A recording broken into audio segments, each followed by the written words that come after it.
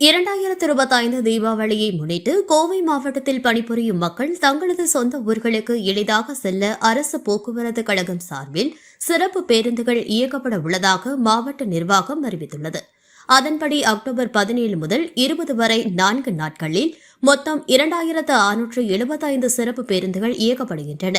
மக்கள் நெரிசலை தவிர்க்கும் வகையில் பயணிகளுக்கான வசதிகளை கருத்தில் கொண்டு பல்வேறு இடங்களில் இருந்து பின்வரும் வழித்தடங்களில் சிறப்பு பேருந்துகள் இயக்கப்பட உள்ளன.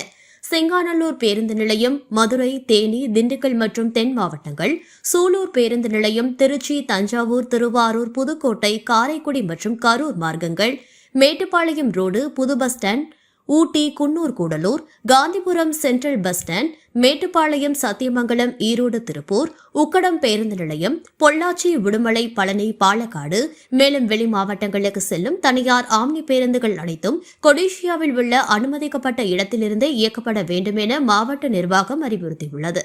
தீபாவளி பண்டிகை நாட்களில் மக்களுக்கு சிரமம் இல்லாமல் பயண வசதி ஏற்படுத்த மாவட்ட போக்குவரத்து அலுவலர்கள், போக்குவரத்து போலீசார், வருவாய்த்துறை அதிகாரிகள் ஒருங்கிணைந்து பணிபுரிகின்றனர்.